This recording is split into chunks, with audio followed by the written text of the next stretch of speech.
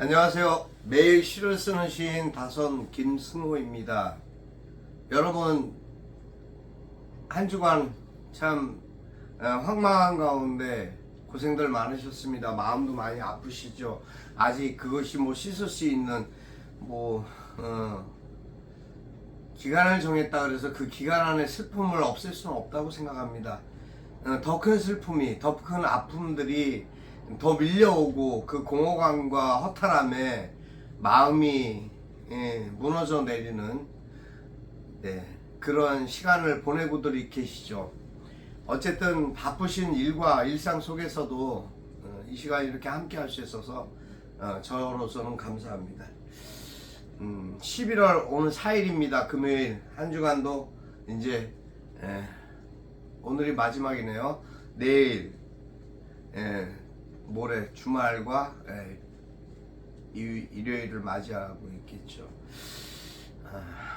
어쨌든 참 가슴 짠한 일들입니다. 시청자 토크 90 오늘 7번째 시작하겠습니다. 사과라는 단어를 생각해 봤습니다. 사과. 제가 며칠 전에 어디 홍성인가 가서 사과밭이 풍성하게 잘 열린 사과들을 봤습니다. 참 탐스럽고 먹음직도 하고 보암직도 했습니다. 그 옛날 아담과 하와 시절에 하와가 아담을 유혹하죠. 사과를 지혜롭게 할 수 있는 과일이라고, 그것을 먹으면 하나님과 동등해진다라는 그런 꾀임에 빠져서 아담이 결국은 에덴 동산에서 쫓겨나는 일을 당하게 됩니다. 왜 그 생각을 했는지 모르겠습니다. 사과는 탐스러운데 사과는 그 속은 텅텅 비었거나 아니면 시커멓게 썩어 있지 않을까라는 생각을 해봤습니다. 사과를 해야 될 주체들이 사과를 하지 않습니다. 사과를 해야 되는 것이 마땅한데도 불구하고 석고대자를 해도 속이 시원치 않을 그런 사람들이 지금 뻔뻔스럽게도 양의 탈을 쓰고 늑대의 심정이 아닌 아주 살쾡이 같은 마음으로 세상 국민들을 조롱하고 있습니다. 이거는 아니라고 봅니다. 이런 모습들 때문에 진정성 있는 사과가 필요한데 그 사과를 받을 수 있는 사람은 오히려 사과를 하고 있습니다. 받아야 될 사과를 오히려 하고 있는 그 심경들은 어떨까요? 많은 국민들이 비탄과 참담함에 빠져서 오히려 당신 스스로 죄인이 돼가고 있습니다. 이 트라우마적인 이러한 일들이 공포와 여러 가지 문제들이 있는 중에 또 전쟁의 두려움까지 이제 덮어 쓰고 있습니다.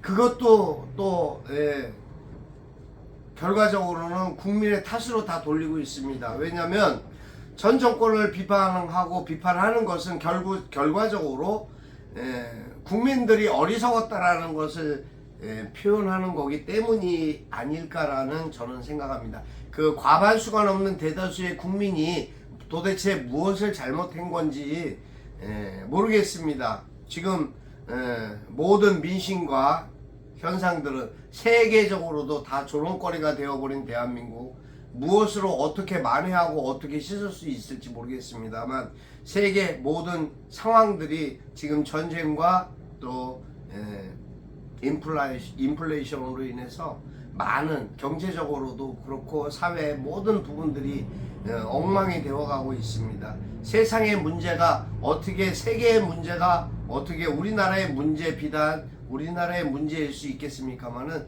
우리나라는 지금 더 하고 있습니다. 그 골마 터져가고 있는 실상을 우리는 매일 지켜보고 있습니다. 그 불안감이 더해가고 있습니다. 그래서 더 가슴이 아픕니다. 마음이 쓰립니다. 답답하고 암담하고 정말 누구라도 함부로 말을 하면 쥐어 박아버리고 싶을 정도의 심경이 되어버리는 실상입니다. 시인도 그러니 일반인들은 오죽하시겠습니까? 가슴 아픈 일들의 소식을 계속 접하고 있습니다. 봉화에 묻혀있던 분들, 그분들 또 무슨 죄가 있습니까? 허송세월로 3박 4일을 엉뚱한 곳을 천공을 뚫고 있고 그래 결국 어저께 이제 조금 가까워진 모양인데 아직도 살았는지 죽었는지 생사조차 확인할 수가 없습니다. 아, 세상에 도대체 이게 나라냐라는 소리가 여기저기서 들려 나오고 있습니다. 물론 뭐 저야 뭐 저녁 술자리 같은데 참석하지 않기 때문에 어떠한 그 국민의 소리들이 어떻게 다수의 생각들이 전달되고 있는지 몰라도 하다못해 식당을 가도 맨 하는 이야기가 불안과 초조에 대한 이야기이고 찻집에 갔더니 사람들이 모여 앉아서 하는 이야기가 미사일에 대한 공포에 대해서 이야기하고 있었습니다. 자, 이 실상이 어디에서 비롯된 건지 이태원의 그 장년들은 도대체 왜 그렇게 죽어가야 했는지조차도 지금 행정안전부는 엉뚱한데 파출소에다가 지금 책임을 돌리고 있다고 합니다. 이거는 말이 아니고 참 성 갖고 하늘을 가리는 것도 아니고 그냥 암담하고 참담할 뿐입니다.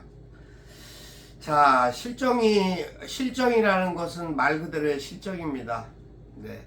그 실정을 인정할 줄도 아는 것이 사내고 인정할 줄 알아야 지휘자가 될 수 있는 것이 아닐까라는 생각입니다. 권력이라는 것이 무조건 주어졌다 그래서 아무리 휘둘를 수 있다 그래서 휘둘른다 그래서 권력자가 아니라는 것을 다시 한번 이야기하고 싶은 그런 날입니다. 오세훈 서울시장은 외국에 가 있었으니까 몰랐고 각 지자체장 중에도 외국에 나가 있었던 사람들이 꽤 있네요. 외국에 나간 건지 나가 있었던 건지 그 실시간들을 좀 파악을 해서 그러한 사안들을 대체도 없이 나갔다는 자체만으로도 지탄받아야 되는 것이 마땅하다고 저는 생각하고 있습니다. 여러분 생각은 어떻습니까? 지금 정직한 사람들이 바로 설 수 없는 그런 사회가 돼가고 있습니다. 언론 모든 통제 속에서 눈치만 보고 있는 그 언론 몇 개의 언론 때문에 모든 언론인이 지탄을 받고 손가락질을 받고 있는 시대가 돼버렸습니다. 이거는 어떻게 해석을 해야 될까요? 여러분 참 가슴 아픈 일들입니다. 하지만 그 가슴 아픔을 이겨내고 우리는 반드시 평화를 이루어야 하고 행복해져야 된다라고 저는 생각합니다. 여러분의 평안과 행복을 빕니다. 건강하십시오. 그리고 기뻐하십시오. 무엇을 기뻐할 것이 없다 하더라도 기뻐하십시오. 지난 일이든 다가올 일이든 기뻐할 일이 있다면 기뻐하셔서 여러분이 행복하셨으면 좋겠습니다.